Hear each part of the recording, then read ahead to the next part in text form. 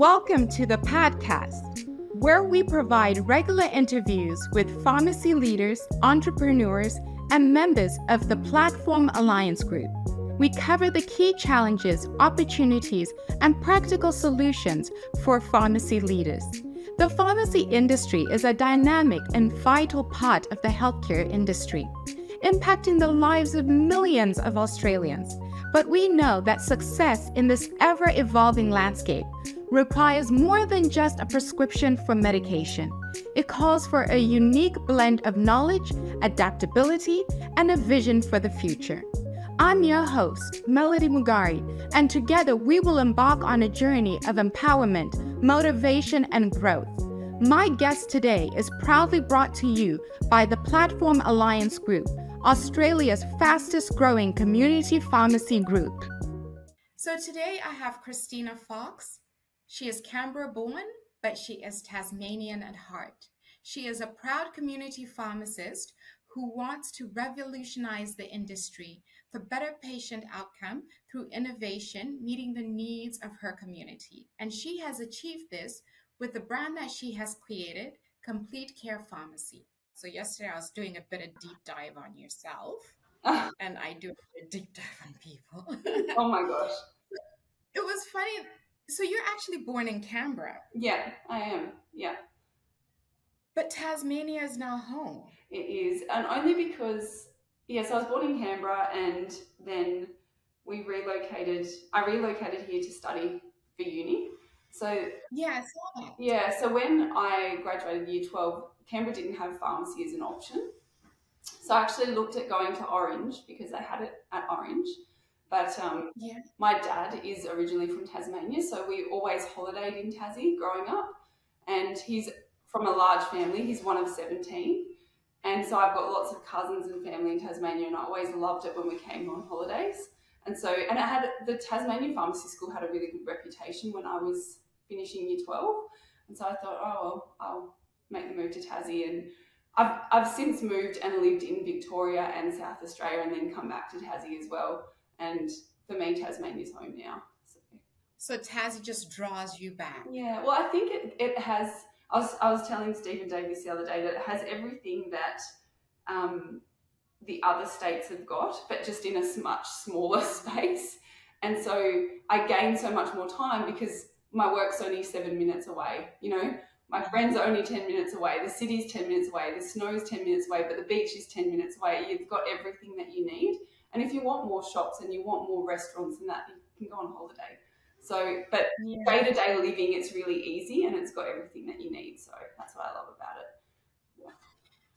So your whole family has moved. So your parents have moved. You've started a family in Tasmania. Yeah. I've got 2 kids. So I've got a 5-year-old and a 3-year-old, and I'm married in Tassie. My family eventually moved to Tasmania. Like my parents eventually moved. My brother and sister now live in Melbourne. So we're sort of a little bit split up. But that just means you've got a holiday home in Melbourne. That's right. That's right. Well, you never know. I might move to Melbourne. But when I go to Melbourne, I'm like, oh gosh, the traffic's so bad. Like I just would get so angry day to day being stuck in the traffic. Are you Melbourne? Because I lived in the Kimberleys, so it's like rural Australia. Oh my God.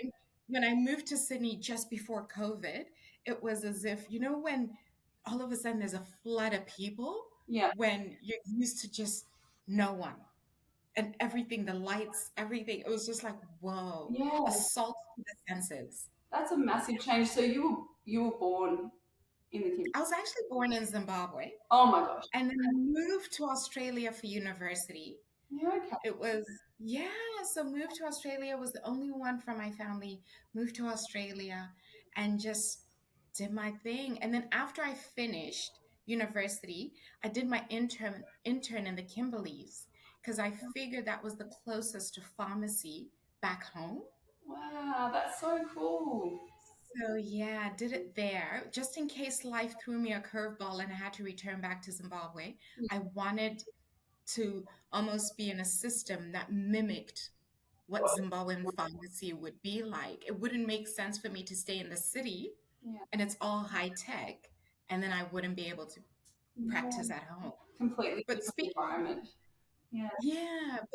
So you mentioned that you actually were looking for a school of pharmacy. Yeah. So you've always wanted to be a pharmacist? It was funny. I was looking through some of my old projects recently from when I was at school, and I did a Yeah. project when I was in year 7 about what I wanted to be when I was older, and I did this whole thing about being a community pharmacy owner. It wasn't just about being a pharmacist; it was about being a pharmacy owner. And so I think I've always had aspirations to do something in the business world, but then also in the health space. So I have always loved pharmacy. I started working in pharmacies over 20 years ago when I was 14. So started working as a pharmacy assistant, and the pharmacist at the pharmacy I worked at in Canberra, they tried to talk me out of doing pharmacy. I remember there was a pharmacist checking Webster packs, and I asked her, did she enjoy her career? Did she like being a pharmacist? And she said, no, I hate it. I look at all these packs I have to check, and gave lots of examples as to why I shouldn't do pharmacy. And she said, you're so much better than being stuck in a community pharmacy. And that was actually my inspiration to want to do pharmacy in the end, because I thought, well, that's really sad that this is a profession that has got so much opportunity and we can be so impactful on our patients' health. And the people that are working in the profession at the moment, they don't love being in it, and they're trying to talk people out of it. And we still have a problem now where we have a profession that isn't sexy. People don't want to join it. The remuneration isn't fantastic at the moment for community pharmacists. The job role isn't what we want it to be. And so we're having trouble attracting new graduate or new pharmacists into the profession. And I think that's really sad, because we're such an integral role. We've got such an integral role to play in our communities. And so I feel as though that was probably what led me into wanting to do pharmacy anyway in the first place, was someone trying to talk me out of it. I thought, no, it can be so much better. Let's change the industry, and let's make it a place that people want to work. Let's make it something that people strive to be when they're going through school. I really would love to be a community pharmacist because of X, Y, Z. And so that's what I hope to change within the industry. And it's funny that you say that, Kristina, because it's actually resounding, because I just attended FIP, which is the International Pharmaceutical Pharmacist sort of conference, and it was here in Brisbane. And that is one of the resounding messages, that pharmacy is such an important part of the community, because when pharmacists love the job that they do, they actually can achieve better patient outcome, number one. Number two, it actually helps the health system, because we can sort of capture those people before they actually end up in the hospital. We can minimize medication misuse. We can increase medication adherence. So it's absolutely amazing that you actually are on a global standard, girl. You're actually up there with the global standard. No, that's so fine. No, Yeah. I agree. I think pharmacists are really important, and I think that one of the biggest challenges, or one of the biggest problems that we face, is that community pharmacy hasn't evolved. Yeah. I just mentioned that I started in pharmacy over 20 years ago, but the pharmacy landscape hasn't changed that much in 20 years.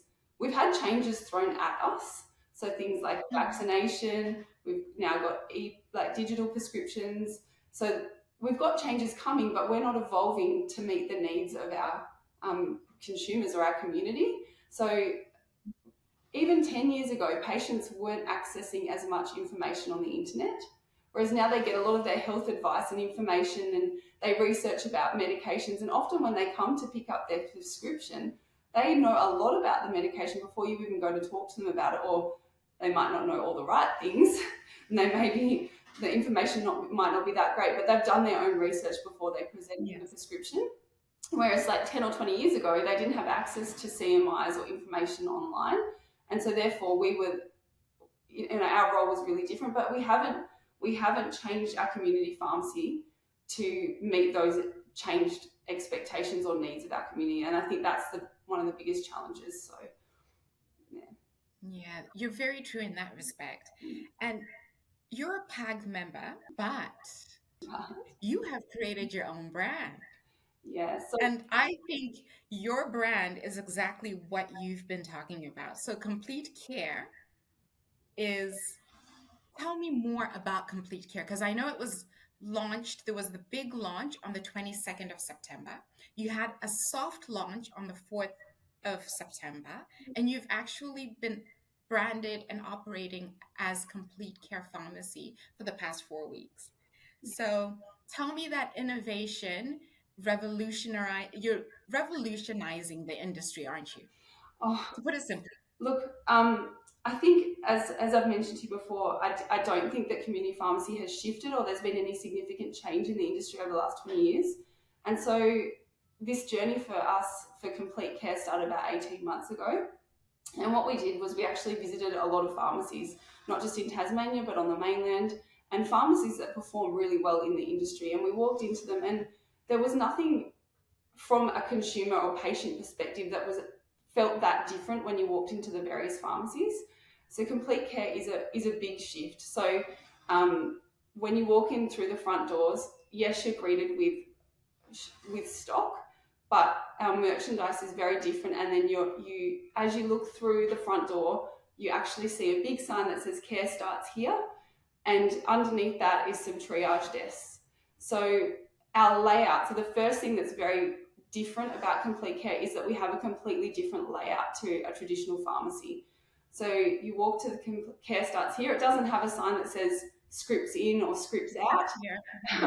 It says Care starts here because we know that pharmacies can be so much more than just a dispensing factory.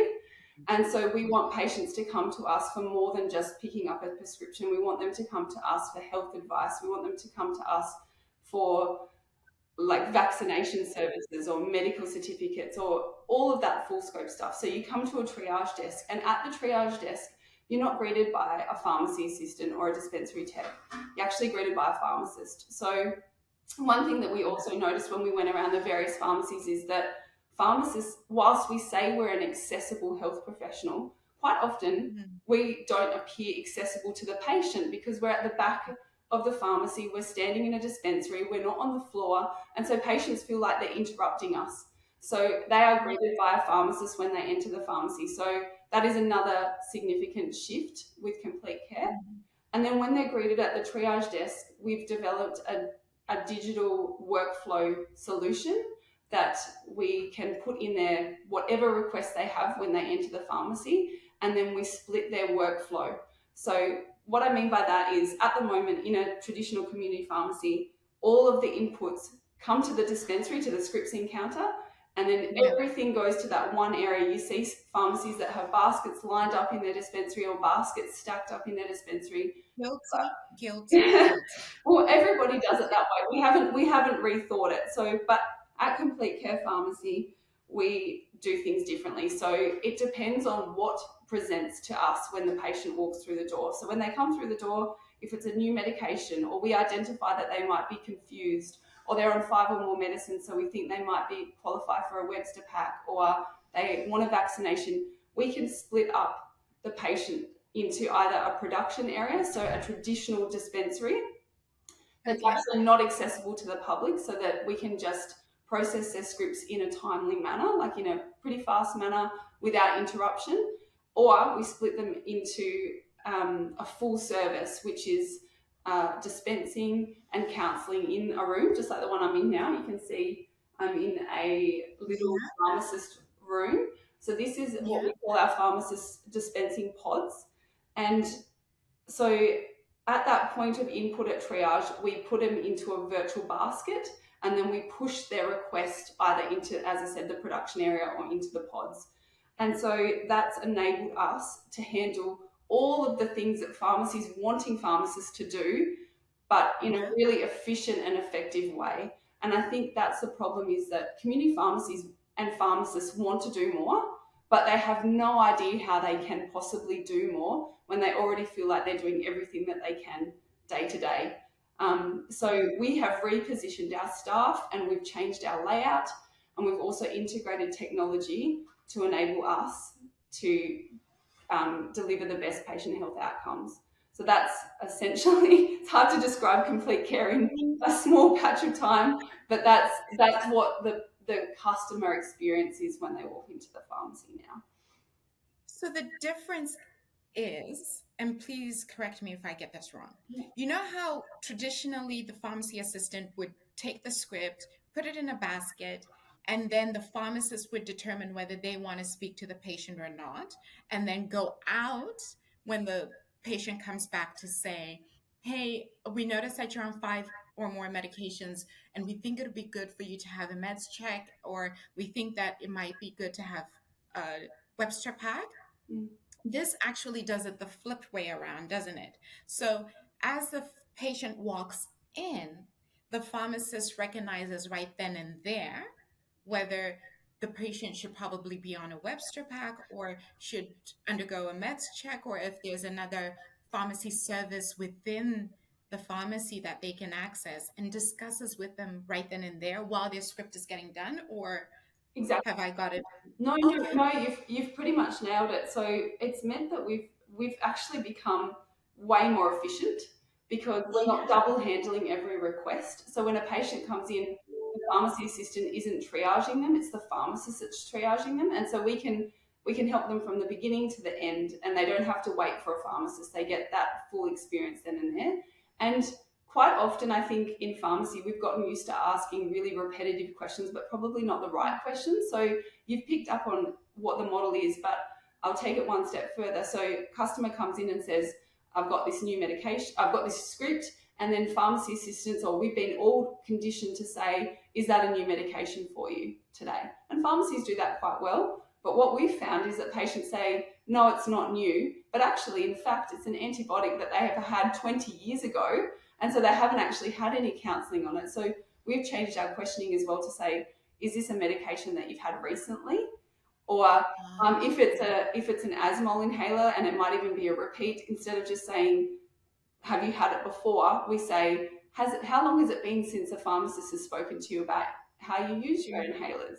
And so then that determines at that point where the patient goes. Are they going to go into a production space and just have it dispensed and handed out without any intervention?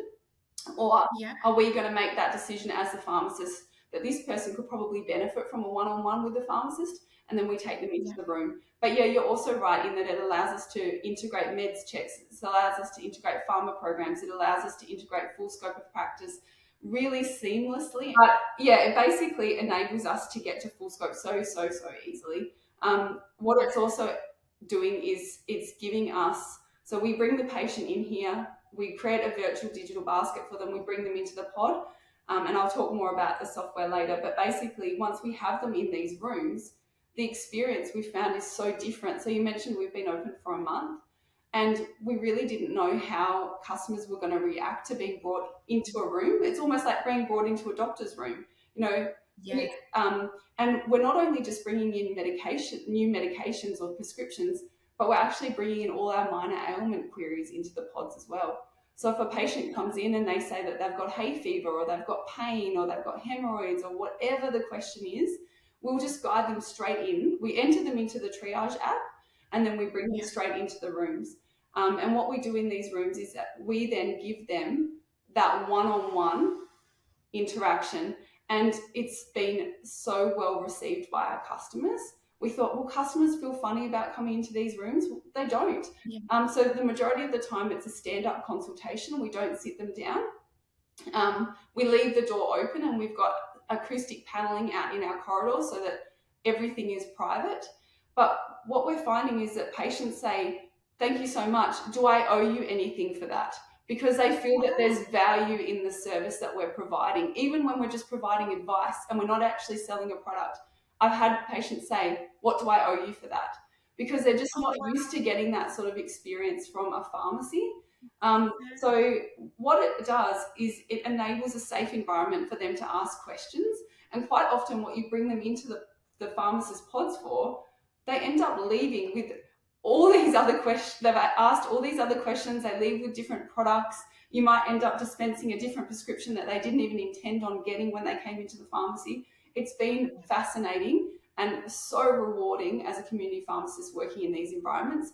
We've been having fortnightly catch-ups with the pharmacists that work here. We've got 5 pharmacists. And the biggest bit of feedback that they've given is, we love working in the pods. It's been so rewarding. You know, we feel like we can use our clinical knowledge. We feel like we're pharmacists again. We're really connecting with our community. And then they give examples of things that have happened in the pods that wouldn't have happened if they were out on the floor. You know, it's been a really great move, and we're really glad that we've set up the pharmacy in this manner. So you'll even see behind me that little white chute. So That's what I'm looking. Yeah. So when we bring them into the pods, it's not just dispensing in here. The drug actually. So we've situated our dispensing robot so that the drugs come into the pods. So you can do the full consultation. So you bring them in, you're dispensing as you're counselling them. So it's more efficient because you're not dispensing and then having to go and pick the product.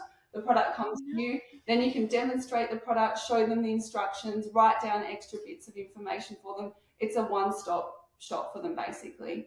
That's absolutely amazing. That's like, I was looking at it the whole time, because you know what?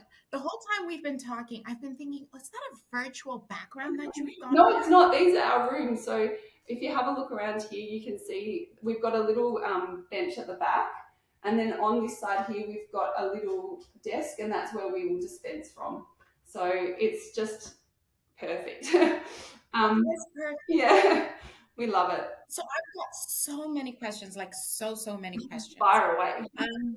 You spoke about the app, the triage app. Yeah. So is that the system that sort of, when you at the help desk, when you come in, the pharmacist will speak to you, and then from there you can actually like book a pod right then and there, or put in a prescription and someone goes, I'll be back in 5 minutes? Is that where it all happens? Yeah. And even if it's a methadone patient coming in, you can sort of... Exactly. So I mean, I hope it's not too boring, but I'll give you the detail because it's I love what we've created. So the danger of giving me details is that you might walk out with more details. Okay. That's okay. So basically what we've spent, as I said, this project started about 18 months ago. So we spent a lot of time trying to find a partner to help us develop software. And we're fortunate enough to have found the perfect partner who had previously worked with Fred. And so our triage app it's not necessarily an app, it's actually a web browser that then is fully integrated with Fred Dispense Plus. So what happens when the patient presents to us, the triage desks are little round desks that have got 4 input points. So they've got 4 little iPads or Surface Goes.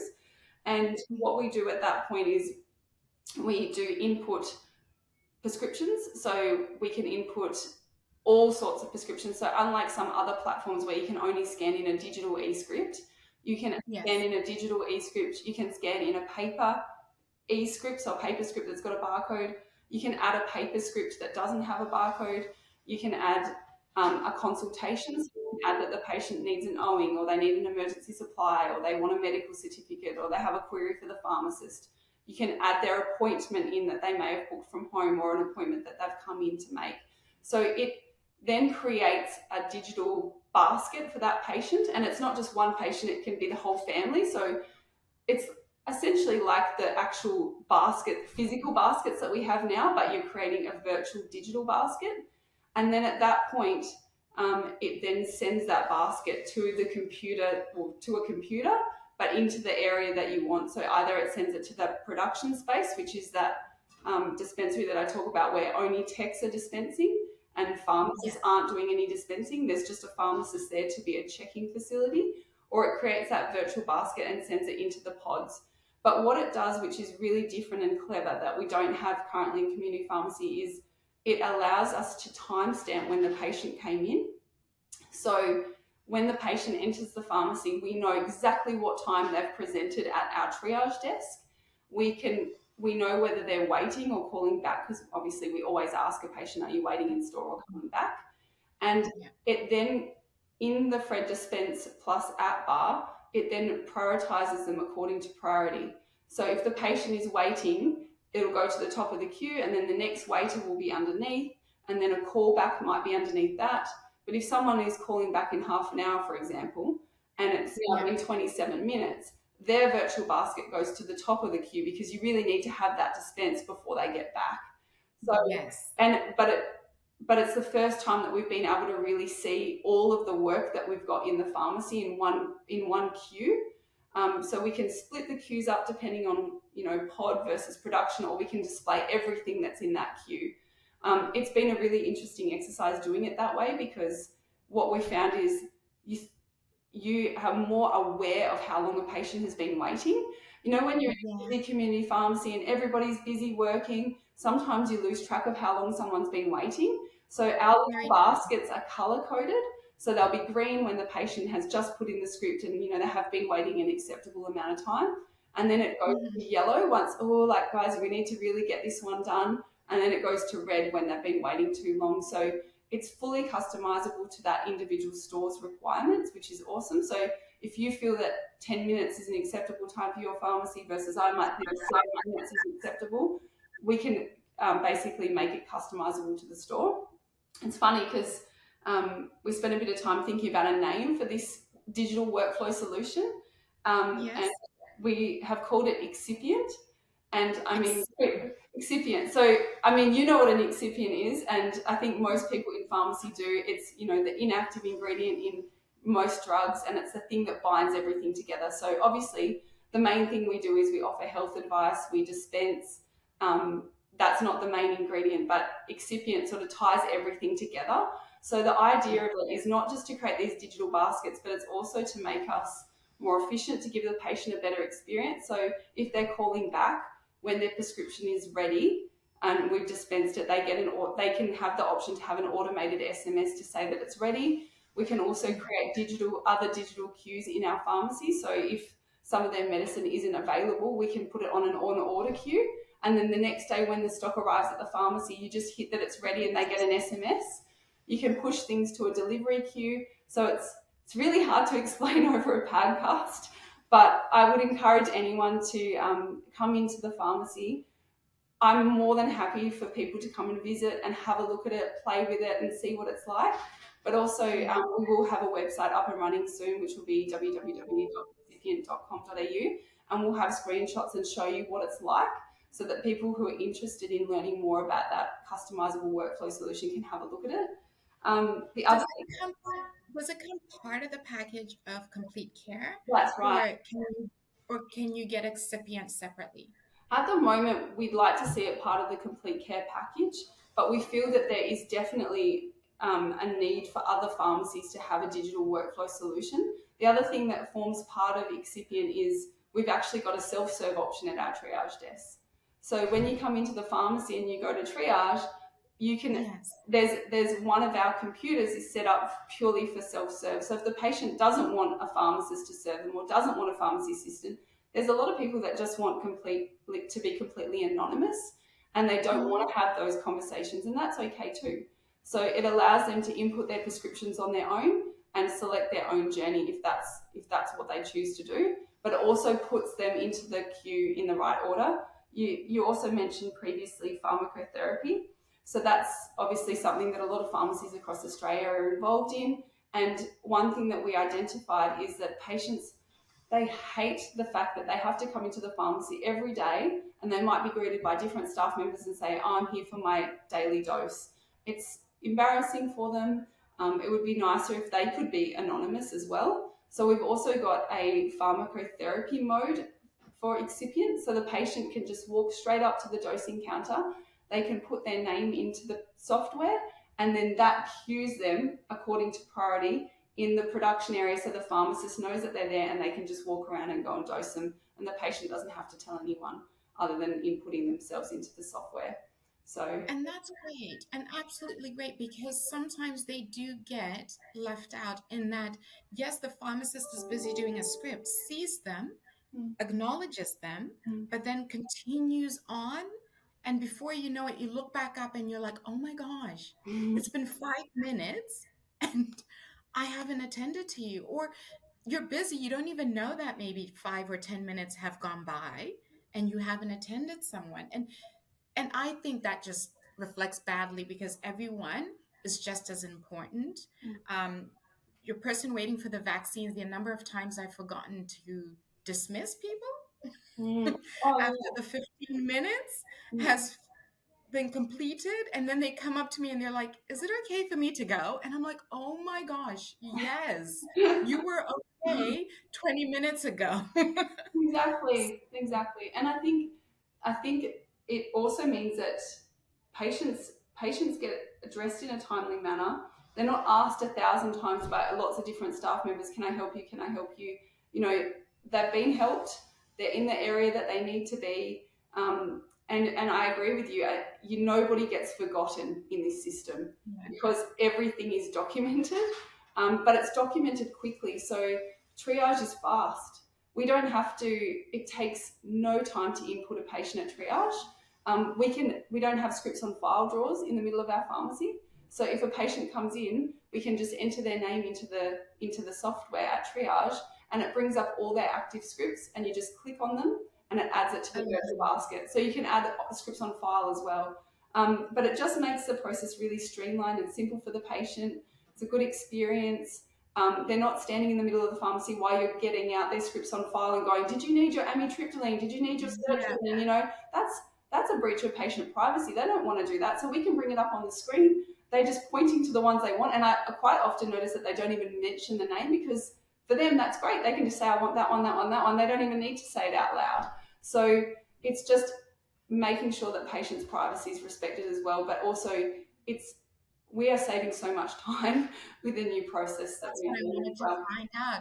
Yeah. Have you noticed that you're actually saving time? Oh my gosh. So 2 weeks into being open, my business partner, Julie, and I, we had a night at the pharmacy. We were working late and organising some things, and we started talking about how it was going, and we said to each other, the big thing we're really worried about is we seem so quiet. We just feel so quiet.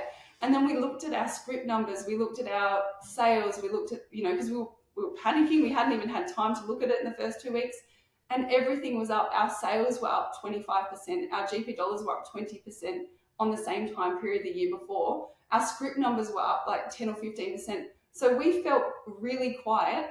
We were getting all of our jobs done way before we closed, which never happened previously. We were always staying back late. But it's because we have repositioned people and we've changed our workflow so dramatically that we're now so much more efficient that we actually feel like we're quiet. We did nearly 600 prescriptions last Monday, and all of us were like, that was such a quiet day. And then we looked at the numbers and we went, oh my gosh, it wasn't a quiet day. It just felt really quiet because we're just so much more efficient with the new model. So yeah, it's good. So with this new model, because there's so much change, because you even said that even the way you speak to a patient has to change. Correct. Did you find that a challenge, or was it easy to implement? Because it seems like there's almost a pivot, like you almost have to do a 180. But once you embrace the change, it's like you're thinking, why didn't we do this before? You're spot on. It's so I guess the three big things that are different about Complete Care is obviously our layout's different. The technology that we use and integrate and overlays that layout is different, but culture and behaviours of our staff is really different. So I'm not going to lie, it was a challenge at the beginning, but only because we've been doing things in the same way for so long, and it's like driving a car. You just instinctively go back to what is natural and what you're used to. So what we made a conscious effort, myself and Julie, the owners, that we decided, we're open 8 to 8, Monday to Friday, and we're open 9 to 6 on the weekends, but we made a decision for the first 2 weeks, we're going to be there every hour that we are open. And we are going to coach and help our staff and guide them. And we're just going to have to keep reminding them when they go back to do something in the old way. We just have to be on top of it, and we just have to keep reminding them until it becomes second nature, that the way we're doing things now. So I noticed like the first week, so we have a rule now in the new model that we don't have any phones on the shop floor. So the phones only ring in the production area, which, remembering that our production area is our main hub of our dispensary, which is away from the customers. They can't see us working in that space. So phones only ring back there, but phones kept coming on the floor. So we kept walking the staff back to the dispensary, or our pharmacist that works in our production area, they are a checking facility. They don't do any dispensing. They just do checking. They check packs. They check our compounds. They check. They're a checking factory. So we don't want that pharmacist dispensing because we want our techs dispensing. And the first couple of weeks, pharmacists kept dispensing and we kept pulling them away from the computers. So it was just about breaking those habits. And now 4 weeks into it, we don't need to be here every hour of the day because the staff get it. They understand it. They love it. We've had lots of check-ins with our staff and they are less stressed. They're more efficient. And we're having really good outcomes with our patients, health outcomes with our patients, which is awesome. That's the ultimate gain, isn't it? Yeah. And I mean, obviously with anything, we want to keep perfecting it as well. Like we're not going to go, oh, we've got it right now first time, because that's not going to happen. It's always going to be a work in progress for us. And I'm sure that there's things that we're doing now that in, a month's time or 6 months time we'll go, oh, we did flip that around. So we're learning and building on it as we go as well. And because it's all tech-based and it's about efficiencies and processes, you can easily add on, you can easily plug in. So if new services come about, like when Full Scope is fully in full-fledged running with it, you can easily just plug it in there, isn't it? Yeah, exactly. And that's the thing, like I was listening to my friends and colleagues that are pharmacists and they kept saying, Kristina, they keep wanting us to do more and they're introducing new services, and I want to do vaccination and I want to do the UTI trial and I want to do those things, but I don't know how I can possibly do it. I'm stretched. I can't do any more. But we can do more. We just have to change the way that we're operating in our pharmacies. Pharmacists just have to be smarter. Our pharmacists traditionally were deferring new prescriptions or marking off the mail or doing the claiming, pharmacotherapy claiming or whatever. We have now changed it. So techs are doing those things. The techs are teching, the pharmacy assistants are assisting, and the pharmacists are being pharmacists. And it's because we've switched up people's roles, it allows us to, as you said, go to Full Scope and introduce any new service that comes our way. One thing that we also, as pharmacies, that we've done for a really long time is we've tried to do health promotions. And I don't think health promotions are necessarily a bad thing, but we do a diabetes month, or we do a heart month, or we do a mental health month. I think that that's fine, but those conditions aren't just around for a month or 2 months. Yeah. They're around all year round. So we want to set up an environment that we don't have to do a health promotion every month. We've always got those services available, and we're identifying that patient's need every single time they come into the pharmacy. So if they come in and they've got diabetes, we can bring them in and we can do a consultation around that then and there. You've got the patient in your pharmacy right then and there. That's the time to have those conversations, not schedule it in next month when it's diabetes month. So we think that we've enabled that sort of, ability to cover all health conditions 365 days a year, because we're set up in a way where pharmacists can do those things. So it's exciting, and I think the most exciting thing for us is we're not scared of the other Full Scope that comes our way, because we're ready for it. We want to do it. We can do more. And I've already looked at some of the services that you provide, and you're doing an array of services. So you've got nurse practitioners, you do plant-based medicines, you do NDIS, lactation consults. I'm like, could you do more? I'm like, you can always do more. Like, okay, this is what I call embracing. I mean, I think the thing is, you can always do more, but you need to find out what it is that your community needs. There's no point. There's no point adding on a service for your community if the pharmacy down the road is already doing that service. So with Complete Care Pharmacy, we don't want to be the same for every single complete care that comes along. We think, well, what does your community need? So at our pharmacy, you did mention a few services that we have. We found that we didn't have any lactation consultants in the community. So now they're here every week, seeing patients, being able to help them from whether that's breastfeeding issues or bottle feeding issues. Patients get discharged from the hospital really quickly and they don't have that support when they go home.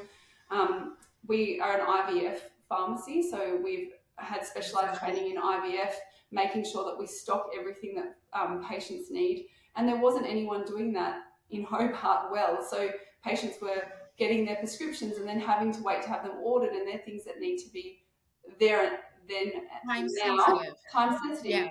Yeah. So I think we've just found out what's niche and what our community needs, and then we've implemented them because that's what they need. One thing that NDIS was like that as well, wasn't well, it? absolutely. So I read that the NDIS provider in your community actually shut their storefront. Yeah. So when COVID hit, so we've been an NDIS registered agency for 3 years now, and so that timed around when COVID hit, and there was really only one provider of consumables on the NDIS in Hobart, and when COVID happened, they shut their doors and they actually haven't reopened. So community pharmacy is a really great place to integrate NDIS. And the reason being is that those patients quite often are on medication as well. So they've already got to come to the pharmacy to get their medication. So if they can get their medication and consumables at the one place, that's great. But also the fact that we're patient facing and that we're always open means that patients aren't having to choose their consumables online. A lot of patients have just repeatedly got the same consumables over and over, but no one's ever looked and gone, are those pads right for you? Are you using the right barrier cream? Is there something better and more appropriate for you? So I think having us face-to-face with the customers and being able to do research on what products would be best for them has been really rewarding. But it's also been rewarding for our pharmacy assistants because it's provided a platform for them to develop as well. And because it's been a role that they've taken on board, our retail manager, Terry, who was actually Pharmacy Assistant of the Year last year, she's become really important in the NDIS space, and she's come with me to lots of industry things with NDIS. And it's amazing that community pharmacies can offer a lot more on the NDIS than just consumables as well. So, and that's a lot of things patients don't realise what they can get from a community pharmacy that is an NDIS registered agency. So, as an example, we can do medication packing. So not the medicines themselves, but the medication packing can be covered on the NDIS. Things that aren't on the PBS, so we are a compounding pharmacy, so compounded products can be on the NDIS. Medicinal cannabis can be on the NDIS. Basically, anything that's not on the PBS can be on the NDIS if it's directly related to the patient's disability. So that's huge. I mean, you think of all the kids that use medicinal cannabis for their autism, or kids that have difficulty swallowing, that we can compound something and they can get that covered on the NDIS. It's been super rewarding doing that for our community. I might have to pick your brain more on the NDIS, but the first time we actually met, it wasn't to do with complete care pharmacy. It wasn't to do with NDIS. It was to do with plant-based medicines. Yeah. And it was, and this is one thing I love about you, Kristina, as well. You seem to uplift your team. Yeah. Like, I don't know how you do it, but you either find the diamond in the rough or you cultivate the diamond in that person. But you have champions in the pharmacy. You've spoken of Terry for NDIS. Monique is another of your pharmacists who's thriving and has embraced the plant-based medicines component. And you're now one of the central hubs within Tasmania, within Hobart, that actually has people coming from all walks of life and from all distances just to seek your advice. Yeah, that's really kind, but it is true, and it's a big credit is Monique's as well. So we started off working together, and Tasmania was actually the last state to legalise plant-based medicine. So we were behind the rest of Australia, which we often are. But interestingly, we found that a lot of our patients in our community were accessing plant-based medicine, but they were having to get it from the mainland. And they weren't getting any good counselling around it. It wasn't necessarily the right product for them. And their GP didn't know how to prescribe it. Like, they were willing to prescribe, but they just didn't know how to prescribe. So we took it upon ourselves to research about how to prescribe it, basically. And then more and more about medicinal cannabis, and Mon has just really flourished in that area. So she's now at the point where she's offering consultations with patients, an initial consult and then a follow-up consultation where she can screen them as to whether or not plant-based medicine might be the right choice for them. And then she can make a recommendation to the prescribers that she's got in the community. They can prescribe it, and then she has follow-up consultations and sees how the patient's progressing with their plant-based medicine. And we're even personalising it in store now as well. So we're doing a lot of compounding of plant-based medicine, and then we're adding in different terpenes according to what the patient is using it for. So there's certain terpenes that might be better for sleep, or there's certain terpenes that might be better for pain or anxiety. And so it makes it a really personalised medication for that patient. But they know that we're available, as we are with all other medication queries, but medicinal plant-based medicine, there can be some stigma around it, and we take that away because Mon's found that she's been able to really make a huge impact on patients' lives, reduce them off some of their other medications that weren't doing anything for them. It's been really rewarding. But I think you're right, making your team, so I'd encourage all pharmacy owners, find out what it is that your staff member loves. What's their passion? You know, we've got Damien, one of our pharmacists, he's our men's health pharmacist. Julie, my business partner, she loves compounding. Mon, it's plant-based medicine. So, you know, you really need to find out what is it that you guys want to do with your career. You might not necessarily want to be a pharmacy owner, but it's so rewarding to specialize in something within community pharmacy and make that your baby. And you're the person that people come to for advice. It's really empowering for your staff. And I think really rewarding for them as well to be able to be so impactful on their patients' health journey. As we almost conclude, I've got 3 more questions. Oh my gosh. So, first question is, I have to ask, what's your vision with Complete Care? And also, could you tell us, if we did want to see the Complete Care model in action, where do we access that? Yeah, of course. So online, we've got a website. So if you go to www.completecarepharmacies.com.au, you can register and I can be in touch with more information. But you can also, by going onto the website, find out more about Complete Care Pharmacy. I think our vision, which I sort of answered the wrong way around, but our vision is that we would like to see this model expanded across lots of other community pharmacies. I love that we've been able to do this and assist the patients within our local community, but I would love to see this model all over Australia, and pharmacists adopting this and this change in community pharmacy. So the vision is to expand it beyond Rosny Park and see it in lots of other states and territories across Australia. That's what we'd ultimately love to do. I think it's just brilliant, absolutely brilliant. And that's not me saying it because I'm your friend. It is me saying it because, like, just in you telling me all the different features that it has, and just the benefits, just time alone, because pharmacists are time poor and we're doing jobs that we shouldn't be doing. No, you shouldn't be chasing up owing scripts. That is not what you should be doing for an hour a day. No, and we shouldn't be spending time talking about price. You know, how sick are we talking about, oh, this is the best price, or, you know, even sourcing medication. I know that's a big part of our job role, but we didn't go to university and study, you know, become the medication specialist just to be a glorified retail assistant who just spends time talking about the cheapest medication that a patient can get. You know, in this new model that we've got, one thing that I found very interesting is patients have not questioned the price of anything. If anything, they want to pay you more. Yeah, they're asking, what do I owe you for that consultation? Price has not been a factor at all because we're giving service. But I think I would love to see this model expanded as well, because, you know, we've got the nurse practitioners, and that's something I haven't spoken about much today. But the idea would be that there'd be a nurse practitioner in every Complete Care pharmacy across Australia.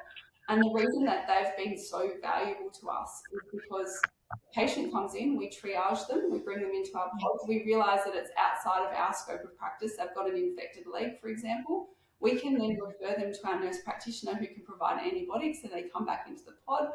We counsel them on the antibiotics, and they don't have to spend time in an emergency department. They don't have to wait weeks to get into their GP. So we feel like we're offering that complete health solution for patients. Holistic. Yeah, it's been amazing having them. So last two questions, and these are going to be random, Okay. but Jacinta, you may know her. She helped with the building of Complete Care. She works at PAG and she's the Program Innovations Manager. So I asked her, what one question would you ask Kristina? And she said, how did you pitch your idea for Complete Care? And how were you able to stand out amongst the crowd and get investors on board? Because there's a lot of brands out there. How did you make your stance? How did you differentiate yourself? Basically, how did you do it? How did you do it? That's such a good question, Jacinta. I love Jacinta; she's awesome. But I think so. The journey started. I had previously been a Terry White Kmart, and I was a Terry White Kmart because I thought that brand most closely aligned with the type of pharmacy that I wanted to be, professional service pharmacy. But then I looked around and I was like, what brand pharmacy in Australia is really well known to patients everywhere? Unfortunately, it's Chemist Warehouse. And they are really good. They're not a great, I'll be careful with what I say, but they're really good at what they do. But there's not a really good professional service brand, in my opinion, out there in the marketplace that allows us to do all the things that we want to do as community pharmacists. So how this came about and how I pitched it was I actually spent some time thinking about what is it in our community pharmacies nowadays. What are all the pain points? What are all the things that consumers don't like, that pharmacists don't like? What are all, and I know it's a funny way to go about it, but what are all the things that are frustrating us and stopping us from progressing and evolving and changing? So that's where we went, well, patients don't like not having privacy. Patients don't like feeling like you're looking over their shoulder at the next patient that's walking in with a prescription. Patients want that one-on-one with a pharmacist. Pharmacists want to act like clinicians again. Pharmacists want to do more, but they don't have an environment to enable them to do it. So it was like creating a list of all of the pain points and then working out a model that solved every single one of those pain points. And so the pitch was, here is a model and here is a solution that if pharmacist A has 3 problems, pharmacist B has 4, this solves all the problems that we think that we've got in community pharmacy and allows us to evolve and move forward and create a pharmacy for the future. I know I probably didn't answer that very well, but it's about addressing the pain points that we've had and finding a solution. Yeah. No, perfect. You addressed it. So that's how we're going to get into business, Jacinta, right? Just find some pain points. That's right. How do you continue having that drive to innovate? Because I'm sure along the way, you had people who said, oh no, this will never work, especially because it's a 180 from what we know. Yeah. I think it's probably my background and where I've come from. So I know we spoke earlier about that I was born in Canberra, but I'm not motivated by money. That's the last thing I'm motivated by. And I know it sounds really cliche, but my family traditionally have come from a poor background and they might not necessarily have gotten access to services that other people that have had money have gotten access to. I genuinely want to make community pharmacy sustainable into the future so that pharmacists can have maximal impact on their patients' health journeys and that patients of all socioeconomic backgrounds can access good health advice and information regardless of their background, basically. And that's what motivates me. You know, I could just do it here locally at Rosny Park, but then I only help my local community. So my passion and motivation is that I want to make a good model of community pharmacy that other people want to be a part of so that they can then help people in their community. You know, I want it to be good and I want it to be something that people are excited about and want to be part of, because then we can reach more people and we can help more people of all backgrounds. And so that's what motivates me. And I think it's exciting to be different, and it's exciting to be innovative, and it's exciting to come up with new ideas.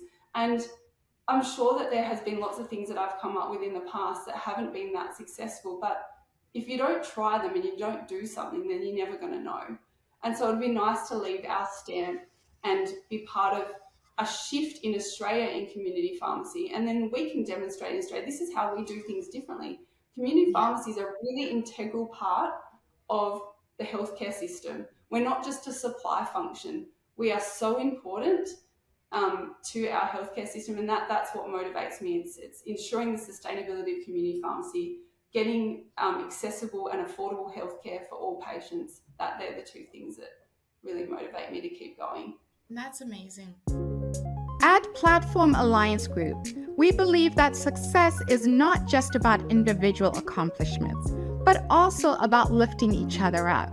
Together, we can build a thriving and prosperous pharmacy industry that meets the needs of the patients and supports the Australian health system. Thank you for joining us today on the PAGCAST. And don't forget to share, like, and leave us a comment if you have found this episode of value or have any feedback. The PAGCAST is promoted through social media, LinkedIn, YouTube, and major podcast platforms. And each episode can be found at the Pharmacy View webpage with links to the guest contact and business details. So once again, thank you for joining us today on the PAGCAST, and see you soon.